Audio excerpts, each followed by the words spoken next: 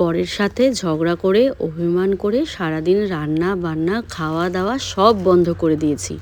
হুট করে শাশুড়ি মা এসে বাড়িতে হাজির, মানে ধূপগুড়ির থেকে এতদিন পর শাশুড়ি মা আসলেন বাড়িতে।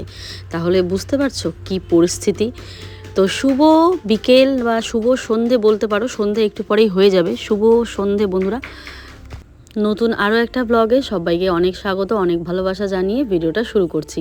আজকের ভিডিওটা তোমাদের আশা করি ভালোই লাগবে, কারণ একদম ফ্রেশ ব্লগ, এটা কালকের মতো নয়। তো তারপরেও ওই মন খারাপ থাকলে ব্লগগুলো কেন জানি ফুটেই ওঠে না। মোবাইলটা লাগিয়ে রেখে কাজগুলো করেছিলাম, শেয়ার করেছিলাম, সেটাই তোমাদের সাথে শেয়ার করছি। আসলে মা এসেছিল কালকেই, মার সাথে এসেছিল মাসি শাশুড়ি, মেশো। মাথাটা নামিয়ে দিয়ে মুখ দেখে খুশু এ খুশু এ খুশু খুশু।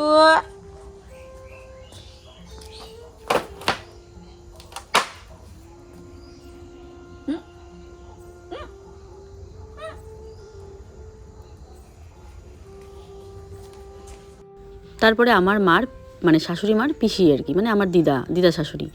তো সবাই এসেছে কালকেই। আমার আয়ুষের বাবার সাথে একটা ঠান্ডা লড়াই চলছিল কালকের থেকেই। তো ওই সময় এসেছেন। এবার দেখো, ওই সময় লোক আসলে আমাদের তো রাগটাকে, নিজেদের রাগটাকে মানে ধরে রাখলে হবে না। তাই দুজনে মিলে কথা বলে সবার জন্য আবার রান্না বান্না করেছি। আসলে মাসি শাশুড়ি ছিল নিরামিষ, তো আমি কালকে দুপুরবেলা বানিয়েছিলাম। কালকে তো কোনো ব্লগ করিনি, মানে এই কয়দিন থেকে আমার ছোটো পাপাকে নিয়ে খুব ব্যস্ত, ওর শরীর খারাপ, ওকেই সময় দিচ্ছিলাম যাতে করে ধ্যানটা অন্যদিকে না যায়। সমস্ত রকম প্রমোশনাল ভিডিও সব কিছু বন্ধ করেই আমি শুধু খুশকে দেখছিলাম আর কি। আর আয়ুষ নেই বাড়িতে, আয়ুষ কালকেই চলে গেছে ওর দিদার সাথে, ঠিক আছে। তো ওই সময় মা আসে আর কি, তারপর সবাই আসে। তো আমি শুধু রান্না করেছিলাম সয়াবিনের তরকারি আর ভাত। কালকে ভাত তো খেতে হবে, কারণ খুশ পাপা বাইরের কোনো খাবার খাচ্ছে না, ব্রেস্ট ফিট মানে রাগ করে থাকলেও আমাকে কিন্তু খাবারটা খেতে হয়েছে। তার জন্য আমি সয়াবিন তরকারি ভাত বানিয়েছি আমিষভাবেই। তো মাসি শাশুড়ি আসলেন, তো ওনাদের চা টা বানিয়ে দিলাম, ওনারা মিষ্টি আনলেন, এগুলো দিলাম। তো তারপর বললাম মাসি শাশুড়ি থাকো, আমি রান্না করব, বলে ওদের নিরামিষ। শুভ বিকেল বন্ধুরা, যাচ্ছে এখন কাপড় আনতে। শুভ বিকেল সবাইকে, নতুন একটা ভিডিওতে অনেক অনেক স্বাগত, অনেক অনেক ভালোবাসা জানিয়ে আজকে আবার একটা ভিডিও শুরু করছি। দুদিন থেকে ব্লগ করতে পারছি না, খুশের এত শরীর খারাপ, কি বলবো তোমাদেরকে। তো যাকে একটু ব্যস্তও ছিলাম কাজে, তাই আর ব্লগ শ্যুট করতে পারছি না। তো এখন তাড়াতাড়ি করে নিয়ে নিব কাপড়গুলো শুকায়নি, ভেজা, অনেক বেলা করে ধুয়েছি কাপড়। আয়ুষ গেছে আমার মায়ের এখানে, মানে মা এসেছে গুয়াহাটির থেকে।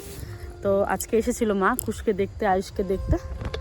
তো আয়ুষ চলে গেছে মার এখানে, চলে আসবে কালকেই, কারণ ওর তো সবার পরীক্ষা শেষ, কিন্তু আমার ছেলের তো পরীক্ষা শেষ হয়নি। ওর তো আমার মনে হয় ফেব্রুয়ারির লাস্টে পরীক্ষা হয়তো, কারণ এবার প্রথম ইংলিশ মিডিয়ামে ফাইনাল এক্সাম দেবে। তো আমি অতটা মানে সেটা জানি না, যেরকম আমাদের নর্মাল বেঙ্গলি মিডিয়ামগুলোতে কি হয়, এই নভেম্বর ডিসেম্বরের শুরুতে পরীক্ষা হয় বা শেষ হয়, এরকম জানুয়ারি হতে হতে যেমন খুলে যায়। তো ওই ইংলিশ মিডিয়ামগুলো কিন্তু দেরি করে হয়, তাই না? তো আয়ুষদেরও দেরি, সব বাচ্চাদের পরীক্ষা শেষ, সবাই খেলে, আয়ুষ সেরকম খেলতে পারে না। তারপরে আমি ওকে খেলতে দেই, কারণ এটা শৈশবকাল, খেলতে তো হবে। আর বড় হলে পরে এই দিনটা আর ফিরে পাবে না, তাই না? চলো, মাছ পুড়ে গেল,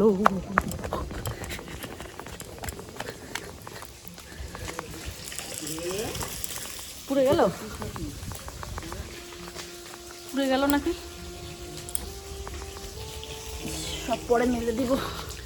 তো মাসিকে অনেক জোর করলাম, যেহেতু মেশো আমাদের বাড়িতে প্রথম আসলো, তো অনেক জোর করলাম যে মাসি আমি সমস্ত কিছু গ্যাস ট্যাস মুছে আমি রান্না করছি, নিরামিষ রান্না করব, খাওয়া দাওয়া করে তারপর কিন্তু যাবে। আমি কাউকে মানে কিছু দেখবে বাড়ি থাকে গেলে বসো চা করি, এরকম একটা ব্যাপার যেরকম থাকে, চা করার ইচ্ছে নেই, তারপরেও বলে বসো চা করি। তো সেইখানে আমি মানে সেইভাবে আমি কাউকে বলতে পারি না। আমি যদি কাউকে মন থেকে খাওয়াবো, তো সেটা আমি একদম মানে এমনভাবেই জোর করব যে থাকতেই হবে, আমি খাওয়াবই, এটা আমার মন চেয়েছে, মানে আমি এরকম, আমি মিথ্যা বলবো না। ধরো আমি পারছি না, আমি খুব ব্যস্ত, কেউ আসলো, আমি মিথ্যা কাউকে আশা দেবো না যে বসো চা করি। এই যে একটা সুর, এই সুরটা আমার খুব বাজে লাগে। তো আমি এই সুরে কিন্তু কাউকে বলি না, সে যে আত্মীয় আসুক না কেন, আমি একদম ধরে বেঁধে আমি খাওয়াবই, এটা আমার অভ্যেস। এটা কেন যেন আমার ভালো লাগে। লোকজন আসলে আমি যে করেই হোক আমি মানে নিজের হাতে রান্না করে খাইয়েই ছাড়বো, সে যে পরিস্থিতি থাকুক না কেন। তো কালকে কিন্তু আমার পরিস্থিতি খুব খারাপ ছিল, তারপরেও আমি যেহেতু মেসোমশাই মাসি এর আগে এসছে, কিন্তু মেসোমশাই মানে আমাদের এই বাড়িতে আসেনি, তো আমি কিন্তু খুব জোর করেছি। তারপরে আমার কথা কি আর ফেলতে পারে, আমি যেইভাবে বলেছি। তারপরে আমি সবার জন্য ওই গ্যাস ট্যাস মুছে আয়ুষের বাবাকে বাজারে পাঠালাম। ও জোর করছিল অবশ্য, তো বললো তাও তখন আমাদের দুজনের আবার কথা হওয়ার পরে তারপরে আমরা দুজনে মিলে পরামর্শ করে রান্নাবান্না করলাম। মাসি শাশুড়ি দিদা সবাই খাওয়া দাওয়ার পর গেল, আবারও আমাদের কিন্তু কথা বন্ধ হয়ে গেছে। তো যাকে এইটা কিন্তু তার পরের দিন সকাল থেকে রাগ, যেই ব্যাপারে রাগ করেছিলাম আবার সেই ব্যাপারে কন্টিনিউ রাগ আমাদের শুরু হয়ে গেছে। তো আমিও রাগ করে বসে আছি। যেহেতু আয়ুষ নেই সেহেতু কিন্তু আজকে বাড়িতে রান্নাও হয়নি। মানে আয়ুষ থাকলে তো ভাত আমাকে করতেই হতো, কিন্তু যেহেতু আমি একা আছি তো ভাত ছিল কালকেরই, যেহেতু রান্নাবান্না করেছিলাম এত সব তরকারি ভাত ছিল। মা সকালবেলা উঠে যাতে মা বুঝতে না পারে, মাকে বলে মার সাথে কিন্তু আমি সেই ভালোভাবে কথা বলছি যাতে বুঝতে না পারে।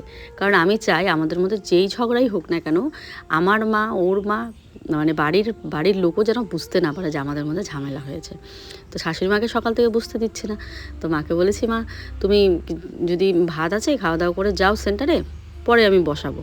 তো মা বলে আমি এসে খাবো। তো ওই যে এসে খাবে বলেছে, দেখো এতগুলো ভাত, তার মধ্যে থেকে আমি অল্প খেয়েছিলাম, যেহেতু ব্রেস্ট ফিট করছে আমাকে তো খেতেই হবে। আমি অল্প সয়াবিন তরকারিও ছিল, আর কালকে ডাল পনির এসব করেছিলাম, সেগুলো দিয়ে আমি সকালে একটু খেয়েছি।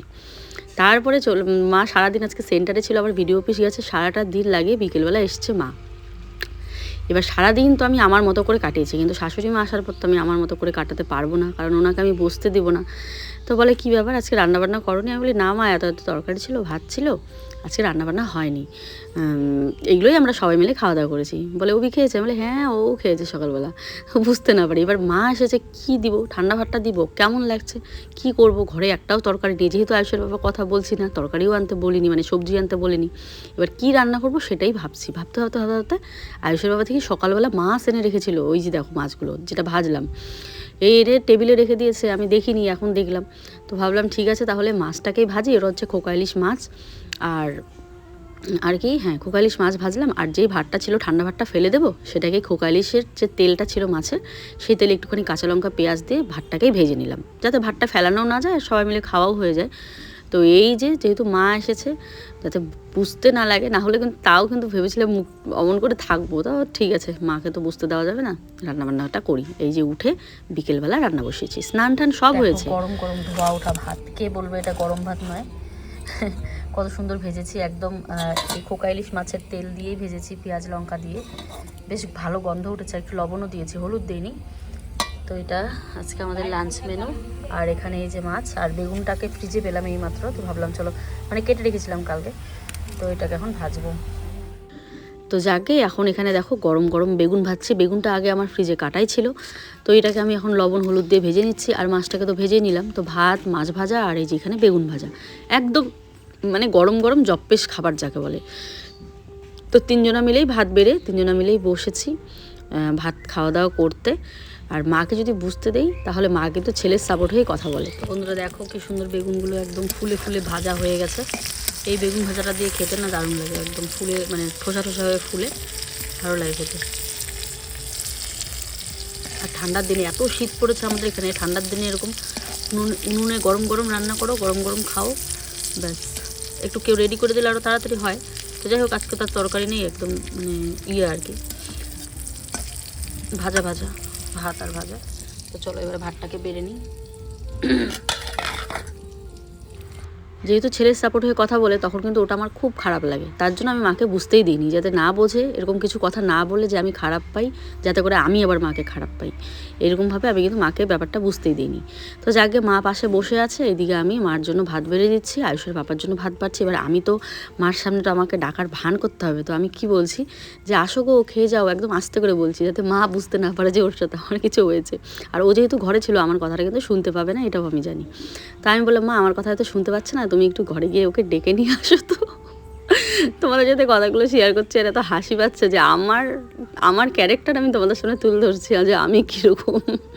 তো যাক গিয়ে তারপরে মা বলে ও আচ্ছা শুনতে পাচ্ছে না, দাঁড়া আমি ডেকে নিয়ে আসছি। পরে মা গিয়ে ভেতরে ডেকে নিয়ে আসছে। মা বিশ্বাস করো বিন্দুমাত্র বুঝতে পারেনি সেদিন যে আমাদের সাথে কিছু হয়েছে। অবশ্য পরের দিন তো আমাদের মিল হয়েই গেছে, কারণ ছেলেকে ডাক্তার দেখাতে হবে, কথা তো বলতেই হবে। তো পরের দিন কিন্তু কথা বলেছি। তো দেখো আজকের খাবারটা জাস্ট তোমরা দেখো লোভ লাগছে কিনা। খোকা ইলিশ মাছে ইলিশ মানে ইলিশ মাছের মতন গন্ধ। তো ইলিশের তেল দিয়ে ভাত ভাজা, সাথে ইলিশ মাছ দুটো করে, আর লঙ্কা বেগুন ভাজা। ও একদম খাওয়াটা সত্যি বিশ্বাস করো সারাদিন যে এরকম একটা না খাওয়ার মতো। আমি তো অল্প খেয়েছি যদিও বা, তারপরেও ঠান্ডা ভাত খেয়েছি তো ভালো লাগেনি। মানে গরম গরম ভাত আর মাছ ভাজা বেগুন ভাজা, মানে একদম খাওয়াটা একদম জমে গেছে রাতের, বিশ্বাস করো। তো এই যে মা নিয়ে নিল মার ভাতটা, আর আয়ুষের বাবা আসছে। এখন আমি পরে খাবো, আমি এখন খুশকে আগে নেবো। খুশ তো কান্না করছে অনেকক্ষণ থেকে, রান্নার এখানে আমি সময় দিচ্ছি, তার জন্য খুশ কান্না করছে। তো খুশকে আমি নেবো। এখন আয়ুষের বাবার মা আগে খাবে, তারপরে আমি খাবো। তো যাকে মা তাড়াতাড়ি করে খেয়ে খুশকে, তাড়াতাড়ি খাবে না, মার যতটুকু টাইম লাগে খেয়ে দিয়ে খুশকে নেবে, তারপরে আমি খেতে বসবো আর কি। এই যে দেখো কেমন করছে। শুভ সকাল, শুভ সকালের অনেক অনেক শুভেচ্ছা ভালোবাসা জানিয়ে আবার একটা ভিডিও শুরু করছি। ভাবছিলাম আজকেও ভিডিও করব না, কি বলো তো, একেতে তো এই ব্লগ বাদ দিয়ে অন্যান্য নানান দিক থেকে এত প্রেশার, তারপরে সেকেন্ড চ্যানেলটার তো বুঝতেই পারছো। আর ব্লগ করতে গেলে সেই ব্লগটা করে তারপর সেটাকে আবার এডিট করা। আমার যদি নর্মাল মানে এই যে বাচ্চা কাচ্চার অসুখ বিসুখ না থাকে তো কোনো ব্যাপার না, আমার তো দেখো আমি হাজারো চাপ নিতে পারি, কিন্তু এই যে বাচ্চার পেছনে আমাকে সময় দিতে হয়, কারণ ওর এত শরীর খারাপ। আয়ুষটাকে সুস্থ করে করলাম, মানে আয়ুষটারও তো প্রথমে কাশি হলো, এই আয়ুষের কাশিটাই ওকে গিয়ে অ্যাটাচ করে আর কি, বুঝতে পারলে? ডাক্তার বললো এটা অ্যালার্জেটিক একটা। আয়ুষটা সুস্থ হয়ে গেল, এই যে এখন খুশ, ঠাকুর করুক। তো এখন এই যে খুশেরটা মারাত্মক হয়ে গেছে। এখন মাথা নিয়ে গেলাম, ডাক্তার দেখালাম, কিছুতেই কমছে না। আজকে এখনই বেরোবো কোচবিহারে। তো ওই যে লাল চা আর নিমকি বার করে নিয়েছি। আর সে খুশের এমন হয়েছে যা খাচ্ছে সব বমি করে দিচ্ছে, আর স্যারেলেক্স যেটা বাড়িতে বানিয়ে খাওয়াই ওকে সেটাও তো মুখেই দিচ্ছে না। আর কেনা স্যারেলেক্স তো অনেক দিনে ও খাওয়া বন্ধ করেছে, ও খেতেই চায় না। আর বাড়িরটা যাও খেত, বাড়িরটাও খাওয়া বন্ধ, মানে ব্রেস্ট ফিডের উপর নির্ভর। এবার ব্রেস্ট ফিড করাতে গেলে আমাকে বারবার খেতে হচ্ছে, আর আমি মানে খাবো তো, মানে একটা মানুষ মানে কীভাবে বারবার করে করে খাওয়াও যায় না, কেউ একজন করে দেয় তো খাওয়া যায়। তো যতটুকু সম্ভব আমি চেষ্টা করি এটা খাই সেটা খাই। এই যে আয়ুষটা এখন দিদু বাড়ি গেছে দেখে কালকে অত চিন্তা ছিল না, কারণ আয়ুষ থাকলে আমাকে কিন্তু ওর জন্য এক্সট্রা করে সব কিছু খাওয়ার বলো যা বলো আমরা কি করি আয়ুষকে টাইম টু টাইম সব দিতে হয়। আয়ুষ ছিল না বলে কালকে সারাটা দিন ওই যে রান্নাও অমন গেল, আর সব কিছুই অমন, বাসি ভাত দিয়ে আমরা চালিয়ে দিলাম। তো যেটা বলছিলাম, তো যখন চা খাচ্ছি, ওকে তো বাড়ি করি নাই এতক্ষণ, আর বমি করে সমস্ত সোয়েটার টোয়েটার সব ভিজিয়ে দিয়েছে। তো ওকে বললাম ইসে নিয়ে আসো, 2 সেট সোয়েটার নিয়ে আসো, আর 2 সেট প্যান্ট নিয়ে আসো, কারণ বমি করছে বারবার। আর হাগিস যেটা ওর এক্সেল লাগতো সেটা XML, এখন এল লাগে। এক্সেলটা পুরো ফাঁকা হয়ে মানে সাইড দিয়ে হিসু বার হয়ে যায়। তাহলে বাবু কি পরিমাণ শুকিয়েছে। এল সাইজ হাগিস আনতে বললাম। আমার সোনা, ভালো সোনা, চাঁদের কোনা, আমার সোনা, ভালো সোনা, চাঁদের কোনা। আরে বাবারে, চা খাবে? কিচ্ছু খেতে পারে না, বমি করে দেয়। মুখটা কি করছে কুটুনু, গালের ফাটাগুলো এখন কমছে, হ্যাঁ না? গালের ফাটাগুলো কমছে না? কতটা ফারাক হয়েছে, হাতে লাগেই না। অনেক ভালো হয়েছে। এই ক্রিমটা খুশকে লাগানো হয়, গ্লিসারিন ক্রিম। এটা আমি আয়ুষ যখন ছোট ছিল তখনও কিন্তু এটা লাগিয়েছিলাম, ডক্টর সাজেস্ট করেছিল। কি হয়, আয়ুষেরও যেমন গাল ফেটে যেত, খুশেরও সেরকম গাল ফেটে যায়। সে তুমি যতই বাড়িতে ময়শ্চারাইজার লাগাও না কেন বা বোরোনিল লাগাও না কেন, দেখো যখন আয়ুষের সময় আমার সেরকম একটা হাত, সেরকম কি আমার টাকা পয়সা ছিল না, একদম যেটা সোজা কথা। আমি লাগাতাম হচ্ছে ওই তোমার কি বলে, আরে বোরোলিন আছে না, বোরোলিনটাকে গরম করে লাগাতাম, তো একটু কমতো, বেশি কমতো না, তবে কমতো, খারাপ ছিল না। একটু বোরোলিনটাকে যদি হালকা একটু গরম করে দিই তাহলে ওটা কাজ করে। তো ওইভাবে আয়ুষেরটা লাগাচ্ছি। তারপর যখন হাতে একটু পয়সা হয়েছিল তখন আমি আয়ুষের জন্য এই ক্রিমটা এনেছিলাম। তো এবার আবার খুশের সময় আবার এই গ্লিসারিন ক্রিমটা নিয়ে এসেছি। তো পার্থক্য একটাই, আয়ুষের সময় একটু দেরি হয়েছিল, খুশের সময় কোনো দেরি হয়নি। যখনই দেখেছি গাল ফেটেছে আমি তখনই এটা নিয়ে এসেছি। এটা দিনে 2 বার লাগাতে বলে, কিন্তু আমি 3 থেকে 4 বার লাগাই, তাতে করে গালটা ভালো থাকে। তো খুশের গাল আরও ফেটে গেছিলো, কিন্তু রেগুলার ব্লগ পোস্ট করি না, বা রেগুলার ব্লগে আমি সব কিছু তোমাদের সাথে শেয়ার করি না। যদি একদম A to Z শেয়ার করতাম আগের মতন, তাহলে তোমরা বুঝতে পারতে। খুশের গালটা বেশ অনেক দিন থেকেই ফেটেছে, কী পরিমাণ ফেটেছিল সেটা তোমরা দেখোনি। তো এখন মাঝ বরাবর এখন যে হালকা হালকা ফাটা ফাটা, মানে এখন অনেকটাই কমেছে, আমি তোমাদের দেখাচ্ছি ক্লোজলি। সেদিন কমলা খাওয়ার ভিডিওতে খুশকে কমলা খাওয়াচ্ছিলাম, আমার দিদিভাই, পজিটিভ দিদিভাই, উনি সবসময় ভালো কমেন্ট করে আমাকে, বলছে প্রিয়া তোমার ভুলগুলোও কিন্তু আমি দেখে চুপচাপ থাকি বা কিছু বলি না। তো তো আজকে বুঝলাম এই ভিডিও দেখে যে তুমি বাচ্চা কাচ্চার একদমই কেয়ার নাও না। তো কমেন্টটা দেখে আমার এত খারাপ লাগলো। দেখো, নেগেটিভ যারা কমেন্ট করে আমি তাদেরকে পাত্তাও দিই না, তোমরা সেটা জানো, না হলে এতদিনে কত রকম রিপ্লাই চলে যায়, কিন্তু পাত্তা দিই না আমি। কিন্তু যারা পজিটিভ দিদিভাইরা আমাকে কমেন্ট করে তাদের কমেন্টটাকে আমি একটু গুরুত্ব দিই, কেননা সে তাদের যে ভুল ধারণাটা সেটাকে আমাকে ভাঙাতে হবে। সেই দিদিভাইটা আমাকে কমেন্ট করে বলে এরকম। তো প্রথমত বলি দিদিভাই যে তুমি আমার যতই পজিটিভ ভিউয়ার্স হও না কেন, আমার ভুলগুলো দেখলে অবশ্যই শুধরাবে। আমি কিন্তু মানুষ, আমি কিন্তু ভগবান নই যে আমার ভুল হবে না। তো ভুলগুলো দেখলে অবশ্যই শুধরাবে, এতে আমারই ভালো। তারপরে যেই তুমি ভুলটা ধরিয়েছো, যে হ্যাঁ ভুল ধরিয়েছো যে আমি বাচ্চা কাচ্চার যত্ন নিচ্ছি না বা কিছু ভালো করে ময়শ্চারাইজ করছি না বা কিছু, তো এই জিনিসটাও কিন্তু তোমার একটু ভুল হয়েছে বুঝতে, যে বাচ্চা কাচ্চার যত্ন আমি আমাদের মতো মায়েদের সংসার সামলে, সংসারের A to Z সামলে, কাজের লোক যারা ভাবো যে কাজের লোক সব কাজ করে, যাদের বাড়িতে কাজের লোক আছে তারা জানো যে কাজের লোক থাকলে যারা বাড়ির কর্ত্রী, মানে আমাদের মতো যারা কর্মঠ মানুষ, তারা কি বসে থাকতে পারবে? নিশ্চয়ই নয়। সংসারের A to Z সামলে, বাচ্চা সামলে, প্লাস আমার বিজনেস সামলে, বিজনেস বলতে জামা কাপড়ের বিজনেস নয়, আমি অন্য বিজনেস করি।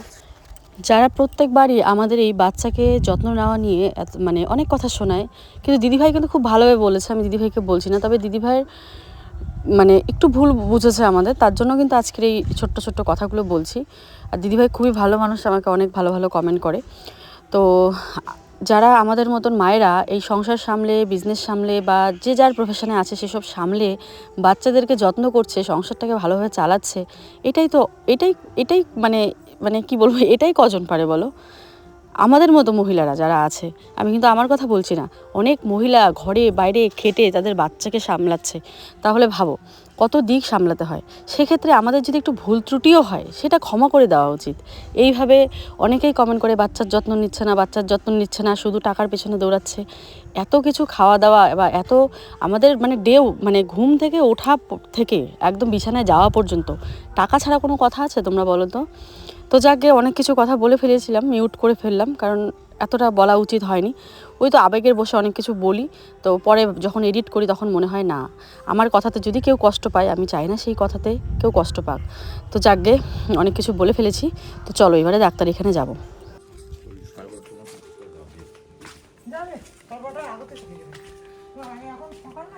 তো আমরা বেরিয়ে পড়লাম, এই যে প্রচুর জোরে ওই যে সোয়েটারটা নিয়ে আসলো, এটা পড়লো, চলো। ও বাবা, খুশের আসলে পক্স হলো, পক্স থেকে তারপরে খাওয়া দাওয়া বন্ধ করে দিল, তারপরে এত সর্দি এত কাশি, একদম শ্বাস নিতে পারছে না, খাওয়া দাওয়া করলে যা খাচ্ছে সব বমি করে দিচ্ছে, এত সমস্যা। তো মাঝখানে কিন্তু মানে 2 দিন আগেই কিন্তু মাথা ভাঙা ডাক্তার দেখে এসেছি, কোনো কাজ দেয়নি। তারপর মাথা ভাঙা ডাক্তারটাও নেই বলে মানে ফোন করেছিলাম, নেই, উনি বৃহস্পতিবার আসবেন, তো এতদিন তো ওয়েট করা যাবে না, তো তার জন্য চলে আসলাম একদম কোচবিহার বুটের কাছে। তো বুট স্যারকে দেখিয়ে নিলাম, ওনার ওষুধ খেয়ে এখন খুশ কিন্তু ভালোই আছে। তো এই যে এখানে হাসছে, সবার সাথে সাথে খেলছে, তাই সবাই দেখে হাসছে ওকে। তো এই দেখো মুখে হাসি আছে, শরীর এত খারাপ তারপরেও মুখে এত হাসি। তো এই যে এখানে ওষুধ নিচ্ছি, ডাক্তার দেখানো হয়ে গেল। আর ডাক্তারবাবু এত এত ভালো, মানে এত লেটে ছিল, তারপরেও মানে সবাইকে দেখেছে, মানে তাড়াতাড়ি হয়ে গেছে। তো বন্ধুরা, তোমরা তো দেখেছো কলকাতায় গিয়ে ভূতের রাজা দিলবরে খেতে গেছিলাম। তো আমাদের কোচবিহারে যে ভূতের রাজা দিলবর আছে শুনেছি, বাট দেখিনি। এই যে দেখো আমাদের কোচবিহার, এটা ভূতের রাজা দিলবর, আর নতুন ওপেনিং হয়েছে, নতুন। হ্যাঁ, আমাদের ডাক্তার দেখানো হয়ে গেছে, খিদেও পেয়েছিল, তো ভাবলাম চলো এখন ওপেনিং একটুখানি যাই। তো এই হচ্ছে আমাদের কোচবিহারের ভূতের রাজা দিলবর। মানে অ্যাম্বিয়েন্সটা একদম কলকাতায়, যেটা মানে কলকাতারটা তো মানে যাদবপুরের কথা তো আর মানে কি, মানে আমি যেহেতু ওটাতেই খেয়েছি, ওটার সাথে অন্য কিছুকে আমি তুলনা করতে পারছি না, ভীষণই ভালো ছিল। আর এটার ঢুকতেই অ্যাম্বিয়েন্সটা দারুণ লাগছিল দেখতে, তবে দেখা যাক খাওয়ার দাওয়ার কেমন। তো যাকে এখন আমরা বসে পড়েছি এখানে খাবারের জন্য। আর পুচকু সোনাও দেখো কি সুন্দর করে বসে আছে, আর গান চলছিল, একদম সুন্দর একটা মিষ্টি একটা গান চলছিল, খুব ভাল লাগছিল। তো একদম মানে যাদবপুরে যেরকম আমরা মেনু কার্ডটা ছিল এরকমই, মানে এরকমই এখানেও কিন্তু তো এখন সেম, নেব প্রাইসটাও কিন্তু এই যে একদমই সেম, তবে কিন্তু ইলিশ থালি আর কোয়ান্টিটি কম প্লাস হচ্ছে এটা ইসে খেয়েছিলাম কম, কলকাতায় রেসিপি কম আছে। আর এটা প্রাইস কিন্তু সেমই এখানে আছে, আছে খাসির মাংস। সেম প্রাইসে আমরা কলকাতাতেও খেয়েছিলাম এই ইলিশ থালিটা, কিন্তু ইলিশ থালিতে এখানে যেমন মানে মানে ওখানে অনেক কিছু ছিল, কচুর শাক ছিল, অনেক রকম বাটা বোটা ছিল, কিন্তু এইখানে কোচবিহারে কিন্তু সেরকম ছিল না আর কি, মানে কোয়ান্টিটি কম প্লাস তোমার রেসিপিও কম ছিল, অনেক আইটেম কম ছিল। আর ইলিশ মাছের যে টুকরোটা ছিল সেটাও অনেকটা সাইজে ছোট ছিল। যাকগে হয়তো কলকাতায় সেল বেশি, এখানে হয়তো সেল কম, যার জন্য এরকম হতে পারে। তো খাওয়া দাওয়ারও অনেক হেরফের আছে, খাওয়া দাওয়া বলবো না খারাপ যে তা বলবো না, তবে কলকাতা মানে যাদবপুর যেখানে আমি খেয়েছি, দেখো যাদবপুর ছাড়া অনেক জায়গায় ভূতের রাজা দিলবর আছে, যাদবপুর ছাড়া অনেক জায়গাতেই ভূতের রাজা দিলবর আছে, কিন্তু আমার তো খাওয়া হয়নি, কিন্তু আমি যেখানে খেয়েছি আমার মনে হয় ওটাই বেস্ট। যাকগে অন্য কোথাও খেলে অবশ্যই অন্য কোথাও রিভিউটাও দেবো, যেমন এখানে খেলাম কোচবিহারে। তো এই তো হয়েছে ডেকোরেশন। যাদবপুরের যেমন দইটা আবার খুব সুন্দরভাবে সাজিয়ে দিয়েছিল, আর সাজানোটাও অনেকটা সুন্দর ছিল। খাওয়া দাওয়ার খুব যে খারাপ তা না, খাওয়া দাওয়া খুব ভালো ছিল, বাট একটু তো তুলনা করতেই হবে, মানে খাওয়া দাওয়া 19-20 আছে আর কি। তো একেবারেই যে খারাপ তা না। বর নিয়েছিল ওই যে মাটন ভুনা, আর হচ্ছে ওই কালো কুচকুচে যেটা হয়, জীবনে প্রথম খেলাম, খাইনি, একদম পোড়া পোড়া লাগে হালকা। তো আমার বরের খুব একটা খাস লাগেনি, আর আমারও খুব একটা লাগেনি। আর আমি ইলিশ থালিটা নিয়েছি, এই যে পোলাওটা বেশ ভালো লেগেছে, ডাল ঠাল যেগুলো ছিল এগুলো খুব ভালো লেগেছে খেতে। তো দেখো একদম অনেস্ট রিভিউ দিলাম। আমি যদি মিথ্যে বলি যে না খুব ভালো হয়েছে, তাহলে তোমরা আবার এখানে এসে বলবে প্রিয়া মিথ্যে কথা বলেছে, ভালো হয়নি তাও বলেছে। দেখো আমার যেটা মনে হচ্ছে আমি সেটাই। তো ওই যে মাটনের সাথে কিন্তু পোলাও ছিল, ও পোলাও খাবে না, ইলিশের সাথে ভাত ছিল, তো ভাতটাও নিল, ভাতটা খেলো, আর আবার ভাত আবার অর্ডার দিয়েছে একটুখানি। এই দেখো আমি একটুখানি পোলাও নিলাম, ওকে একটুখানি দিলাম, ব্যাস আমরা ভাগাভাগি করেই খেয়ে নিয়েছি। এটার মধ্যে আবার এই যে ফিশ কাটলেট ছিল, ফিশ ফ্রাই না ফিশ কাটলেট, এটা যাই হোক কিছু একটা ছিল। তাহলে চলো ভিডিওটা এখানেই শেষ করছি, ফিরে আসছি আগামীকাল, টাটা।